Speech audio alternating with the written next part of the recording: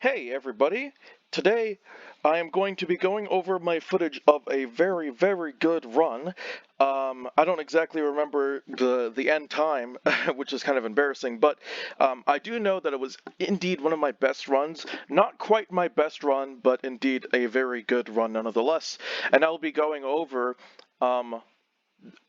basically everything that I'm doing and what's going on and how to do it. And this is the Elite Challenge, a speed run attempt for the Cayo Perico heist. Let's get right into it.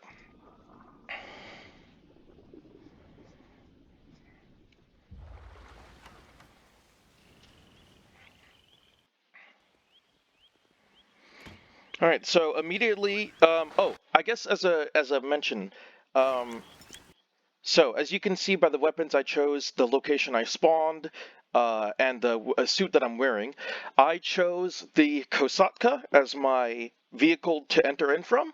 I chose the drainage tunnel as where I'm going to enter the compound from.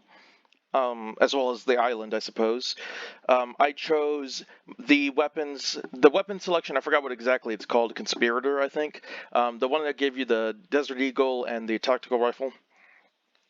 I gave myself suppressors, and obviously the uniform I'm wearing is the scuba gear because I was using the Kosatka to enter the vehicle, or enter the base. So yeah, over here, basically, you want to immediately turn to the right. There's going to be this enemy right here that consistently spawns. Most of these people are pretty much all consistent spawns. So you can run over here.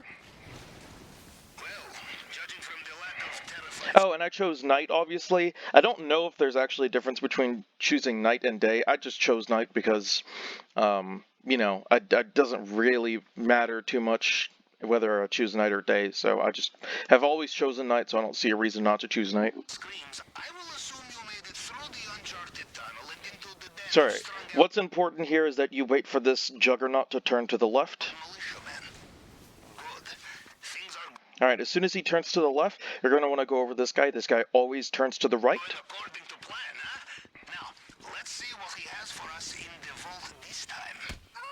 As you saw, you can just walk up to him and melee him. Fairly simple stuff. You're going to wait for this guy right here to turn, well, to the east, I suppose, or turn to the right. These men will know every soldier under their command. No disguise will fool them. Alright, you gotta pull out one of your silenced weapons, get onto the stairs here, and shoot this guy at a good angle. You can jump over that little scaffolding there. Now you want to very quickly make your way over here so that you can take out this guy before any of the other people around here get to, hear the gunshot. Because the gunshot, the reason why you have to take out that guy is because this guy that you're about to kill upstairs, he can hear the gunshot, and sometimes that'll mess everything up. So it's important that you take out that guy so that he isn't alive to hear the gunshot when you take out this guy that I'm about to take out right here. He's going to walk over to and face this wall. As soon as he faces the wall, is easy kill right there. Look at that. If you're lucky, one of these people will have the gate keys. If not, you're going to have to go with a different strategy because in this case, I did have the gate key, so I'm going to use the gate key. Make sure you go over here and open this locker. Easy $50,000 to $100,000 in there. Sometimes you'll get lucky and find a painting. You're going to want to cut out the painting because it's, decent money and it saves you time later if you're lucky. You might not get lucky though.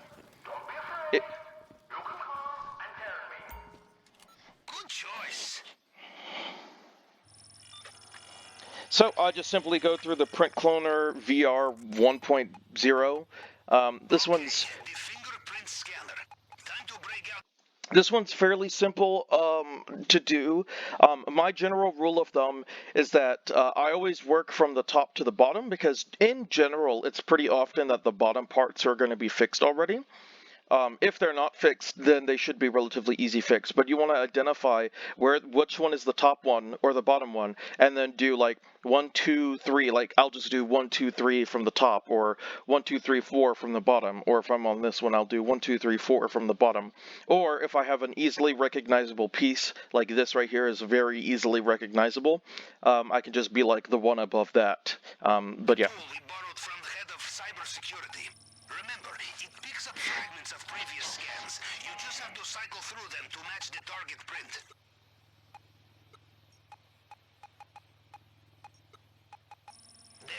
What's also useful to remember is that you have the version right here, so you can see it about what height it's supposed to be. So for this one right here, I realized that there has to be a little loop right here in the center, so I looked for that one. Many locked doors in Mr. Rubio's house. Worth looking for keys, I think.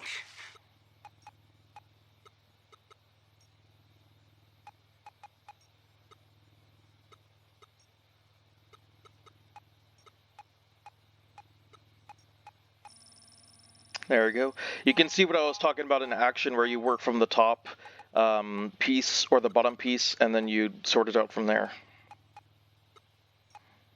What's also very useful to remember is that you can scroll up. So once you're at the top piece, if you press up, then you'll go to the bottom piece, and that'll very much save time all the time.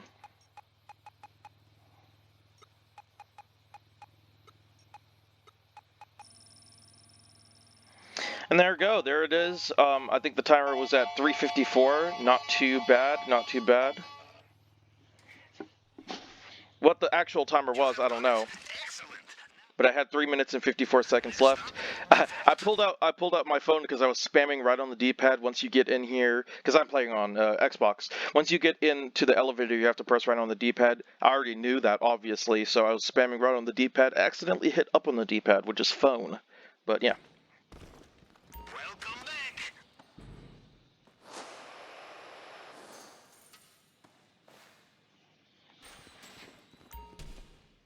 All right. When it comes to the anything you're doing with the glass pieces here, whether it be the ruby or the pendant or the whiskey or what is it? Not whiskey, whatever, the alcohol of sorts. Um, the important thing is to try and let it go, let it cool down. So you might hold right trigger or the burn button for as much as possible, and then you'll let it go down as much as possible, or not maybe as much as possible, but let it go down a pretty significant amount. And you're gonna keep doing that. Don't just keep tapping the button at a moderate pace. You're gonna want to let it like do big bursts, like you're gonna do hold right trigger until it gets almost done. Let it go, ideally, right? I think I actually messed it up, which cost me a second. This display case is bulletproof and bomb-proof. The only way in is the plasma cutter. One slip, you lose your finger. Big slip, well, just ask my uncle. Yeah, I burned it, which cost me a bit of time, but as you can see, not too much time at all. It was fairly good use. I very quickly run over here because I was like, I know I'm in the middle of a really good run, but I don't care. I want to test and make sure, because there's a glitch that lets you open, if you have two keypads, it'll let you open the door even if you're by yourself. But I just wanted to make sure that that would only work in two-player, and I did go over to this lock, and as you saw, there was no notification saying you need another player or anything. It just didn't exist. So these rooms are inaccessible solo. It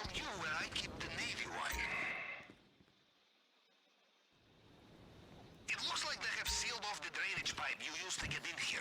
You will have to find another way out. I got stuck on the plant, which is annoying.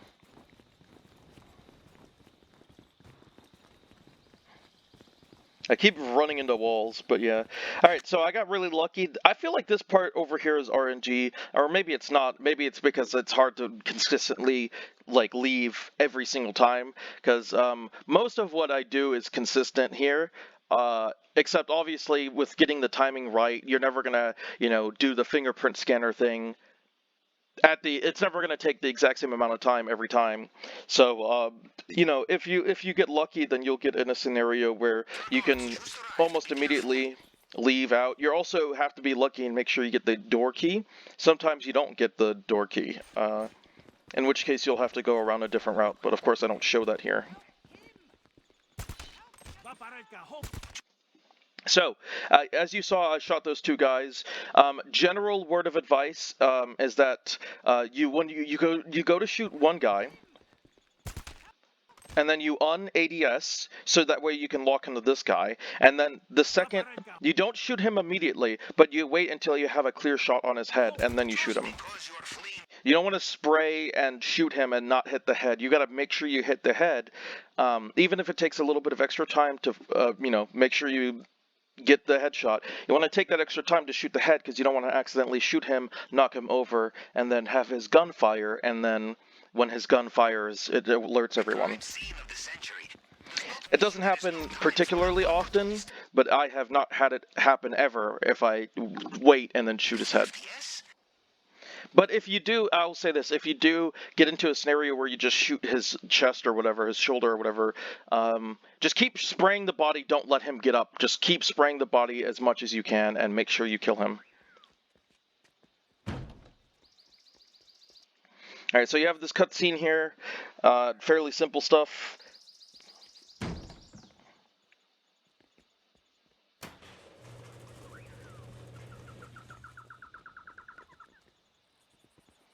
Alright, so there's going to be these 4 consistently spawning enemies. There's going to be this guy right next to the bike. I missed a shot right there, embarrassing, I know. You're going to want to pick up this bike, kill this guy, and then kill the other 2 guys.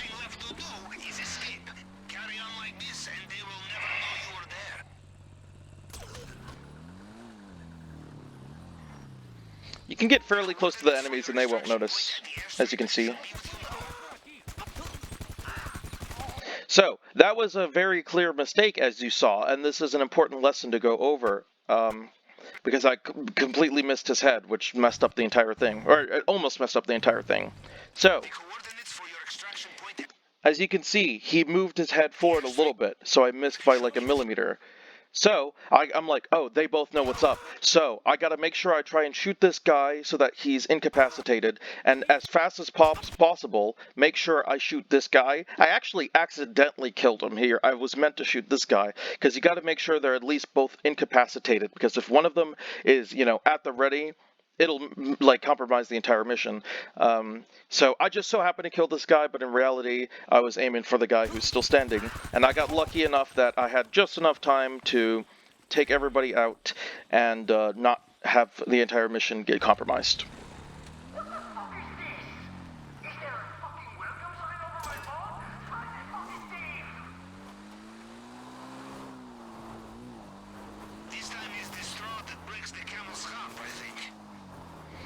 You're going to want to make sure you go very slow in all of the places with heavy foliage, because if you've tried doing this, driving in this area, there's a lot of very hard to see. Even if you're in daytime, it's very hard to see. There's a lot of very hard to see, like branches and sticks that are solid, and you will knock yourself on your ass if you try and drive through them. So you want to make sure you go slow and steady to make sure you do not hit any of these branches and get knocked off. As you can saw, I bumped into that branch right there, and had I been going pretty fast, I would have definitely got knocked off my bike. And getting knocked off your bike is bad in 2 ways, because A, you take damage, and B, obviously you're off your bike, and that's a huge time loss. Not the end of the world, but obviously you don't want to keep doing that.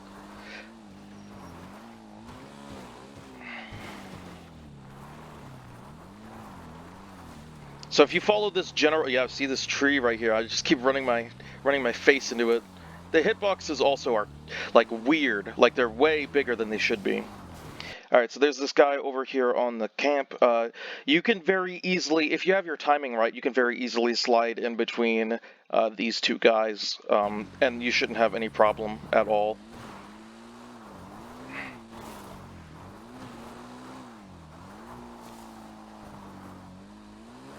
If you go fast enough, you should be able to jump over that little barricade, no problem.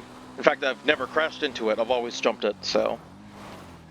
As of now, I think that's a safe strategy that you can implement. You can also jump off of this little ridge right here, fairly safe.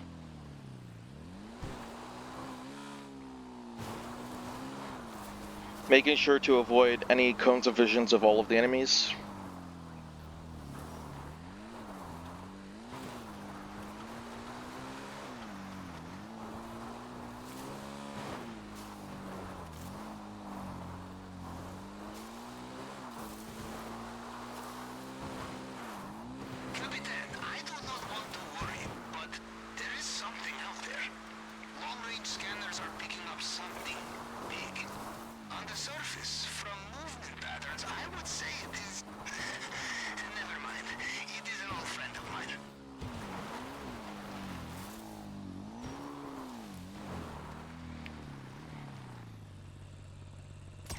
I know I'd taken a long time to shoot these guys. But yeah, if you wanna save time, you're gonna wanna get this motorbike here over to this place as fast as possible, or as close as possible, so that way you can get back on it as fast as possible.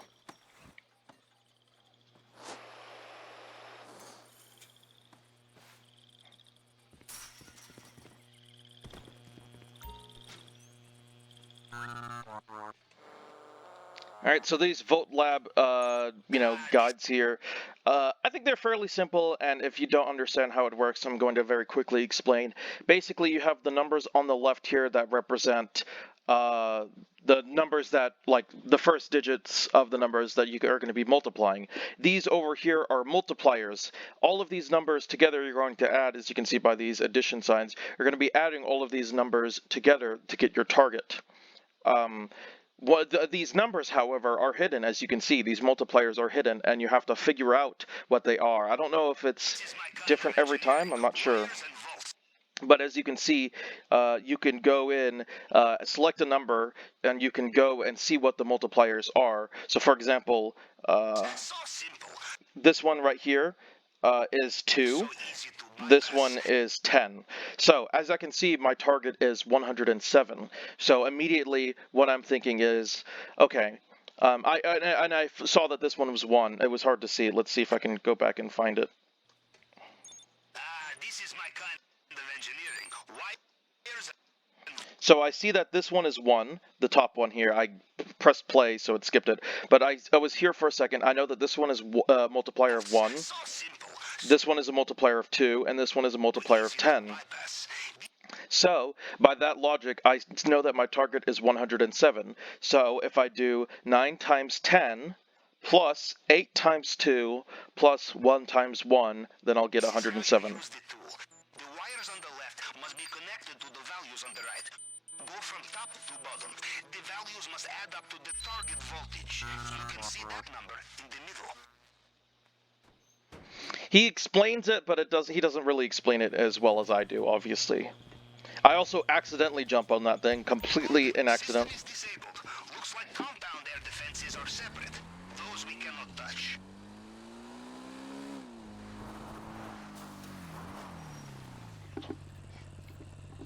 This guy is a fairly easy kill. Is there a plane you can borrow? I run over his body. Alright, so this is the scenario where if you're lucky, you can save some time. There is a random chance that 1 or 2 of these tables are going to be full. The very lucky scenario that you can get is if you have the painting in the original, which is why I have this loot bag half full, is because I had the painting, right? If you're lucky, you can get the painting, which will fill up your bag halfway. Then you can get the cocaine or money here, and then the cocaine or money or weed here. That being said, if you're able to get all 3, this will save you a little bit of time. If not, it's not a huge deal. It's not a huge time loss, but it definitely does cost like maybe a minute or 2 minutes or so. In this case, I did not get lucky. I only have the money here. But I'll show you where you get the other money to fill your loot bag in just a moment. Alright, so now you have to go over here and pick up this forklift, or get in this forklift. And you're going to go over here, pick up this crate. Well, you'll see.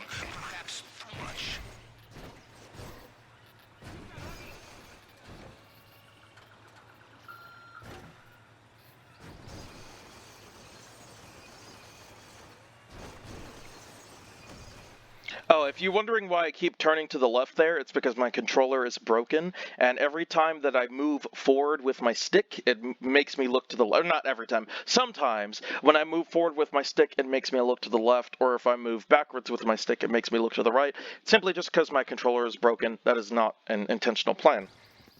So, you're going to want to make sure you have your weapon out here, so that way you can, I accidentally rolled, but you're supposed to climb onto this, face this way, and then as soon as you can, aim, or just hold left trigger the whole time if you're doing what I'm doing, then you aim, and then you climb up here. That saves a bunch of time. Very often I will accidentally walk off the other side of the forklift, so if you aim like I did, then that'll definitely save time. So over here is where you'll find the rest of your, loot bag contents, whether that be money or cocaine or weed. In this case, I chose to pick up the money. Don't know if there is a huge difference in what you choose to pick up. I don't think there is, but I genuinely don't know. Uh, in this case, I chose to pick up the money. So now my loot bag is full. Now I can make my way to my plane. I choose to get back on the bike because it saves a little bit of time as opposed to walking or running. Make sure I avoid the cones of visions of all the people.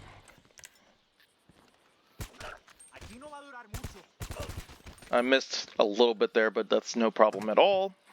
Alright, make my way into the helicopter, and then I fly away. There's nothing else really to it. No strategy.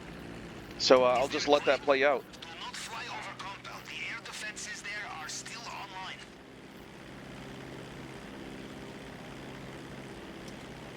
When he says don't fly over the compound, he means like the compound, right? Like I can leave, the air defenses are offline, just don't fly over the compound, which obviously I'm not going to.